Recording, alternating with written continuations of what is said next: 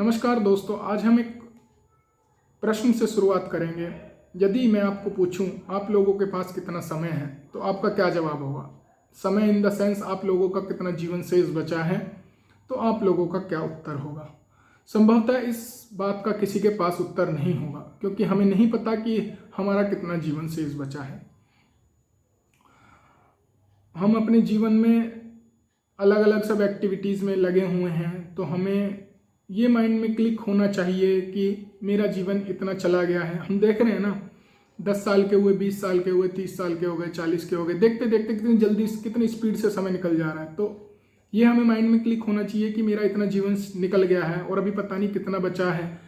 तो शायद 1 साल या 10 साल कितना जीवन शेष बचा है, तो मुझे क्या मैं ऐसा कुछ करना चाहिए मुझे कि जिससे मुझे अपने मृत्यु के समय पर ये सेटिस्फैक्शन हो कि हाँ, मैंने जीवन में कुछ ऐसा किया है कि अब मृत्यु को गले लगाते हुए मुझे कोई रेग्रेट नहीं है, कोई डर नहीं है, मुझे भय नहीं है कोई मृत्यु का। मैं मृत्यु का स्वागत कर सकता हूँ। मैंने जो मुझे करना था वो मैंने किया। अपने इस मानव जीवन का पूर्ण रूप से भरपूर इसका इस्तेमाल किया और जिस उद्देश्य के लिए ये जीवन मिला था वो उद्देश्य को मैंने सफलतापूर्वक सफल किया।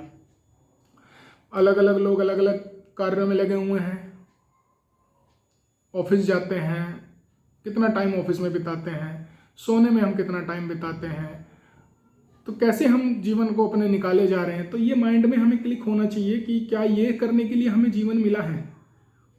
एक जॉब करने के लिए, एक फैमिली को उसका पालन पोषण करने के लिए, कुछ राजनीति में कोई पद हासिल करने के लिए या कुछ भी काम करने के लिए, क्या इसके करने से मुझे सेटिस्फैक्शन होगा अपने जीवन के अंतिम क्षणों में कि हाँ, मैंने एक कोई ऐसा कार्य किया जो कि बहुत महत्वपूर्ण था या मेरे इस मानव जीवन का लक्ष्य था? तो अगर हम शास्त्रों की दृष्टि से देखें, भगवत गीता की दृष्टि से देखें, तो मानव का जीवन बहुत दुर्लभ है और जो इसको समय दिया गया है मानव को बहुत ही शॉर्ट है।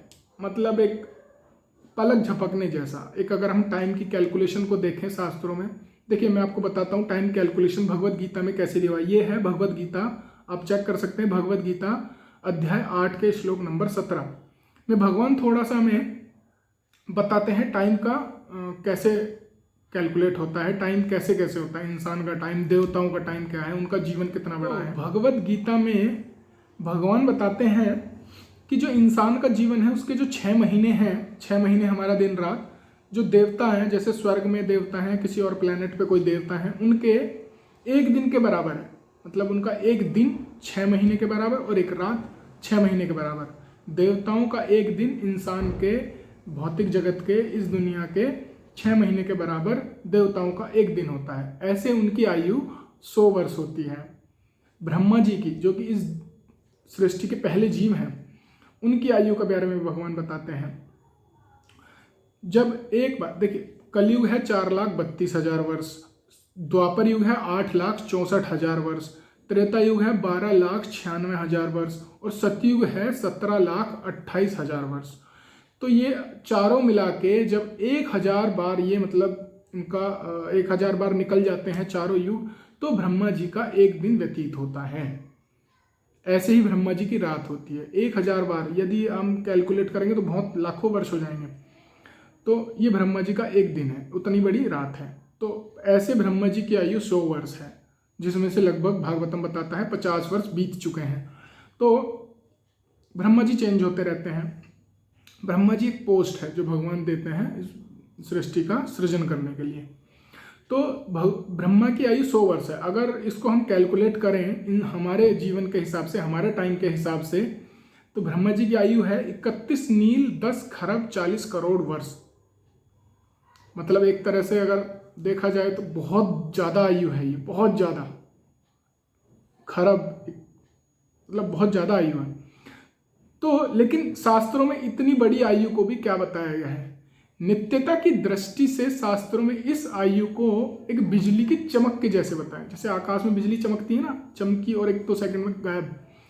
तो इतना इसका टाइम है। अगर हम सनातन की बात करते हैं, नित्यता की बात करते हैं, और पानी के बुलबुले से इसको कंपेयर किया गया है। मतलब जैसे पानी में बुलबुला उठता है और फूट जाता है, वैसे ही ब्रह्मा जी का ये जीवन है। इतना शॉर्ट इसको बताया गया है। तो उनके कंपैरिजन में हमारा इंसान का जीवन तो क्या ही है, कुछ नहीं है, बिल्कुल बहुत कम है।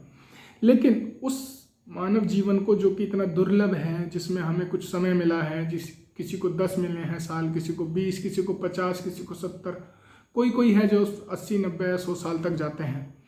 तो उस जीवन के उस महत्वपूर्ण समय को हम कैसे व्यतीत करते हैं, ये हमारे ऊपर भगवान ने हमें स्वतंत्रता दी है।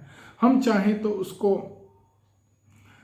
व्यर्थ के कार्यों में गंवा सकते हैं, कुछ अच्छे कार्यों में भी उसको यूटिलाइज कर सकते हैं। देखिए अभी कैसे कैसे मतलब टाइम सब लोग अपना मतलब टाइम काट रहे हैं, जो इतनी इंपॉर्टेंट चीज़ है। देखिए अगर आप कहीं अपना धन खर्च करते हैं तो आप कई बार सोचते हैं कि मैं इस पे धन खर्च करूं ना करूं, क्योंकि आपको पता है कि वो कमाने में कितनी मेहनत लगी है ना। कहीं ऐसा तो नहीं मैं अपना धन का कुछ गलत इस्तेमाल कर दूंगा या मुझे कोई ठग लेगा, मेरा पैसा चुरा लेगा। तो ऐसे ही इतनी ही समझदारी से हमें अपने समय को भी खर्च करना चाहिए।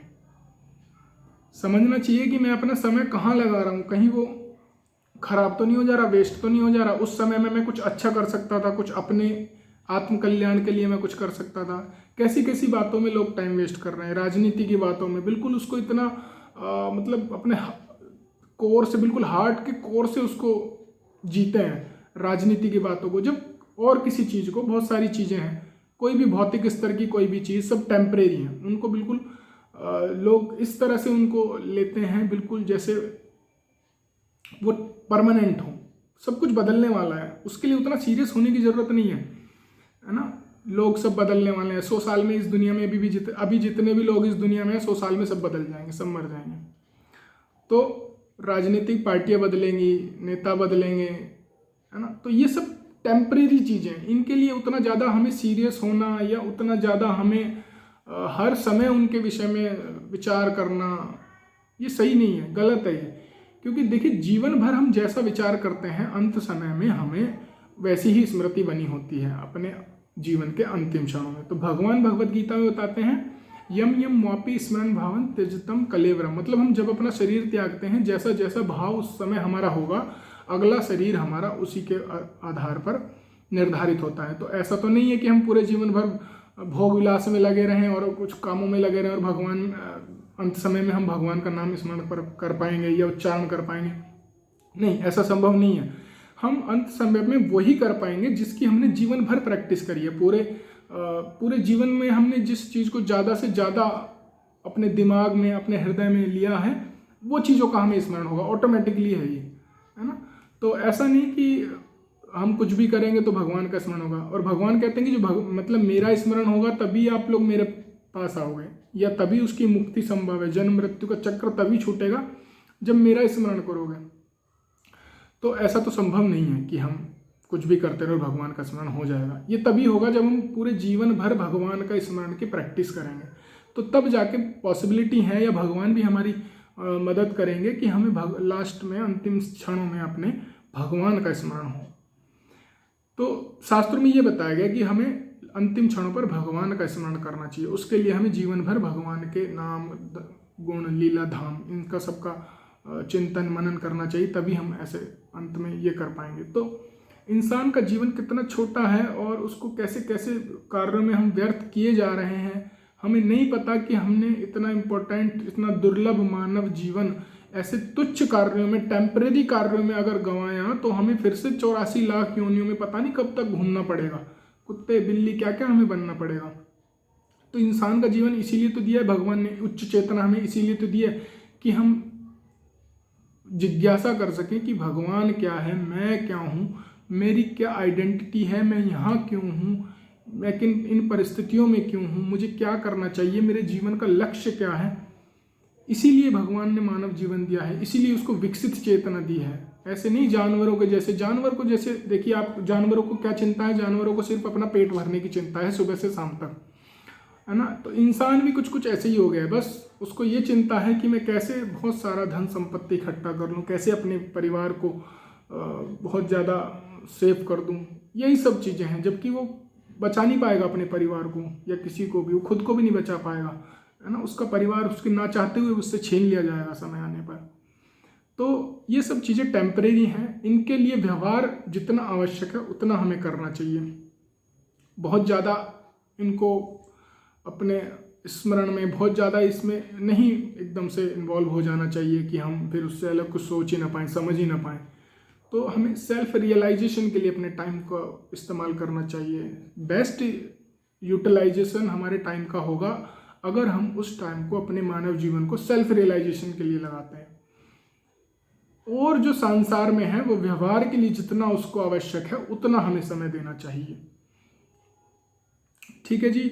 और जैसे बर्थडे मनाते हैं लोग बहुत खुश होके, है ना, बहुत खुशी की बात है कि बर्थडे है, लेकिन इसको हमें दो पॉइंट ऑफ व्यू से देखना चाहिए। एक तो ये कि मैं 1 साल जी लिया तो ये बहुत खुशी की बात है, मैं खुशी मना रहा हूँ, केक काट रहा हूँ, बैलून फोड़ रहा हूँ।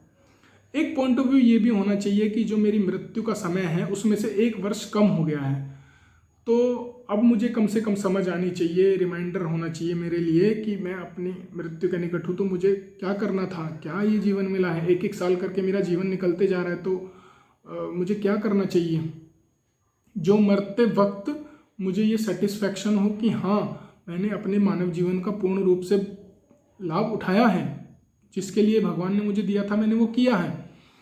तो ऐसे हमें इसको समझना चाहिए। ऐसा नहीं कि बस जानवरों के जैसे कुछ भी एक्टिविटीज़ में लगे हुए हैं जो कि टेम्परेरी हैं, जिनका कोई मतलब नहीं है। उन समय में राजनीति की बातों में, टीवी में, फोन्स में लिमिटेड यूज़ ठीक है, लेकिन बहुत ज़्यादा टाइम सुबह से शाम तक ऊपर ऊपर स्क्रॉल किए जा रहे हैं, समझ नहीं आ रहा हम क्या ढूंढ रहे हैं, हमें नहीं पता हम क्या ढूंढ रहे हैं, बस लगे हैं सुबह से शाम तक ऊपर करने, ऊपर स्क्रॉल स्क्रॉल स्क्रॉल। नहीं, ये बहुत ही गलत चीज़ है और ये हमें अपने टाइम को समझदारी से इस्तेमाल करना चाहिए। तो आज ये हमारा एक समय के लिए टॉपिक था जो कि मुझे लगा बताना चाहिए, क्योंकि बहुत थोड़ा समय हमारे पास है, बहुत थोड़ा। तो आप इसका उपयोग करिए, भगवान का स्मरण करिए, भगवान के नाम का, भगवान के धाम का, भगवान की लीलाओं का स्मरण करिए, भगवत गीता पढ़िए, ज्ञान को समझिए, एक प्रमाणिक गुरु की शरण में जाइए, उनसे समझिए हमारे जीवन का क्या लक्ष्य है। भगवान भगवत गीता का पूरा निचोड़ दे देते हैं भगवत गीता में, पूरे शास्त्रों का संपूर्ण निचोड़ भगवत गीता में है, जो कि केवल 700 श्लोक हैं। तो आप उसको पढ़ सकते हैं अपने व्यस्त जीवन से, सो कॉल्ड व्यस्त जीवन से आप टाइम निकाल के उसको पढ़िए, समझिए, वरना ये आपकी बहुत बहुत भयंकर क्षति होगी, जिसकी भरपाई कर पाना शायद फिर पता नहीं कब संभव हो पाएगा। धन्यवाद।